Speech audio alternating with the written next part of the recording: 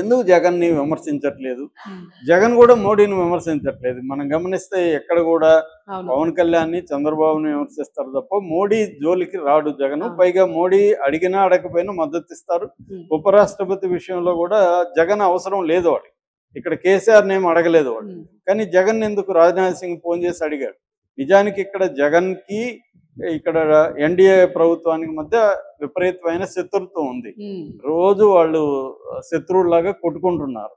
అలాంటి కాంటెక్స్ట్ లో మోడీ వచ్చి ఏం చేయాలి? ఈ కూటమికి బలమాన్ని ఇచ్చే రకంగా మాట్లాడంటే జగన్ విమర్శించాలి. జగన్ గాని మోడీ కనీసం ఒక వాక్యం చెప్పున్నా కూడా దీన్ని వీళ్ళు ఓన్ రాసేసేవాళ్ళు, మీడియా డిస్కషన్ పెట్టేవాళ్ళు. చూడు మోడీ కూడా జగన్ ఇలాగా అనేవాళ్ళు. కానీ ఇక్కడ అసలు మోడీ జగన్ అనే పేరే తలవలేదు. అంటే అర్థం ఏంటి? గత కొంతకాలంగా చూస్తే అన్ని రకాలుగా ఇప్పుడు ఫర్ ఎగ్జాంపుల్ మిథున్ రెడ్డి ఇక్కడ అరెస్ట్ అయ్యి వీళ్ళు జైలుకి పంపించి బెయిల్ క్యాన్సిల్ చేయడానికి సిద్ధార్థులు ఉత్తరం అందించి ఇన్ని చేస్తుంటే అతనేమో అమెరికాకి తీసుకెళ్లారు. అక్కడ United nations general assembly meeting కి ఆయన్ని డెలిగేషన్ గా తీసుకెళ్లారు. సో జగన్ని ఎక్కడ విమర్శించట్లేదు. జగన్ మీద నిజానికి 12 ఏళ్లుగా బెయిల్ మీద ఉన్న ఏకైక రాజకీయ నాయకుడు ఎవరు అంటే జగనే. ఆయన మీద సిబిఐ అండ్ ఈడీ ఛార్జ్ షీట్లు 20 దాకా ఉన్నాయి.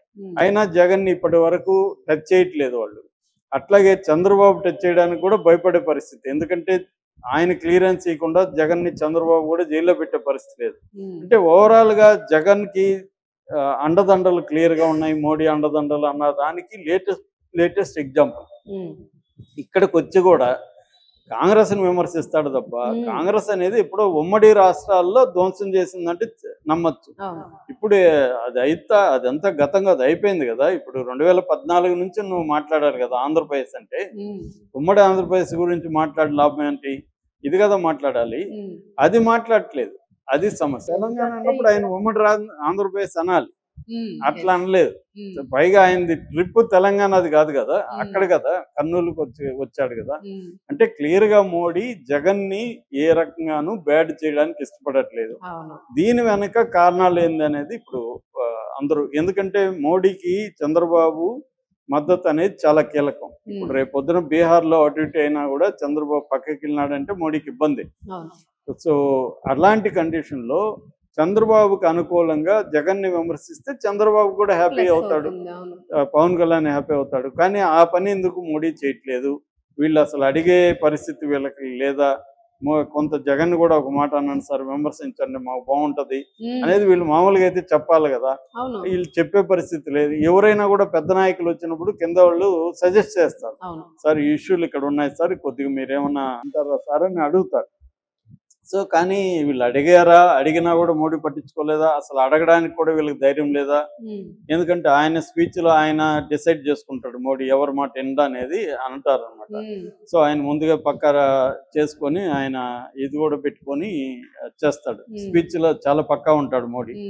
సో అలాంటి ఇది ఆయనకు పైగా ఆంధ్రప్రదేశ్ గురించి కొత్తగా ఎవరు చెప్పించాలని అవసరం లేదు. ఆయనకు అన్ని తెలిసి అంత ఇది ఉన్న మోడీ. ఎందుకంటే ఆయన కొత్త ప్రధానమంత్రి కాదు కదా, 3వ ప్రధానమంత్రి. ఆయనకి ఏ రాష్ట్రం గురించి ఎవరు చెప్పాలి అన్ని తెలుసు ఆయన. అంటే క్లియర్ గా జగన్ ని సపోర్ట్ చేస్తున్నాడు అనేది అయితే క్లారిటీ వచ్చేసింది. కాకపోతే ఎందుకు చేస్తున్నాడు అనే దగ్గర ఇక్కడ ఏమంటే చంద్రబాబు డిపెండబుల్ ఫ్రెండ్ కాదనేది మోడీకి ఉన్న ఒక ఇది. ఎందుకంటే ఈయన రేపొద్దున బీహార్లో వీక్ అయితే మళ్ళీ అటు జంప్ కాడనేది ఏం లేదు. ఆల్రెడీ జగన్ అందుకనే చంద్రబాబు హాట్ లైన్ లో రాహుల్ గాంధీతో టచ్ లో ఉన్నాడు.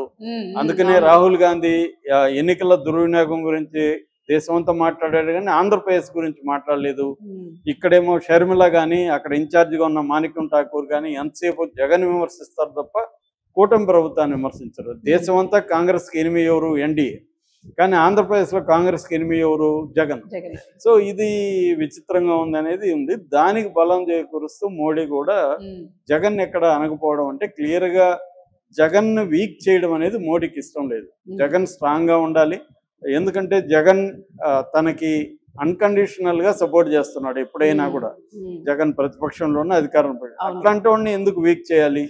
చంద్రబాబును నమ్మలేము. రేపొద్దున మనం అక్కడ ఓడిపోతాం అనుకుంటే గవర్నమెంట్ కూలిపోతుందంటే ఇటు అటు వెళ్ళొచ్చు. రేపొద్దున కాంగ్రెస్ ఇండియా కూటమి చంద్రబాబుకి ప్రధానమంత్రి ఆఫర్ చేయొచ్చు. ప్రధానమంత్రిగా ఉంటానంటే చంద్రబాబు వెళ్ళిపోవచ్చు లోకేష్ ఇక్కడ సీఎం చేసి. సో ఇలాంటి కండిషన్లు ఉన్నాయి కాబట్టి మోడీ జాగ్రత్తగా ఉంటున్నాడు. అంటే జగన్ని మనం దూరం చేసుకోకూడదు, జగన్ని వీక్ చేయకూడదు. జగన్ స్ట్రాంగ్ గా ఉంటేనే చంద్రబాబు కంట్రోల్లో ఉంటాడు. జగన్ వీక్ అయిపోతే చంద్రబాబు కూడా తన మాట వినడు అన్న ఇది మోడీకి ఉంది కాబట్టి జగన్ ఒక మాట అనకుండా వెళ్ళిపోయాడు అనేది కూడా అందరూ చెప్తున్న మాట.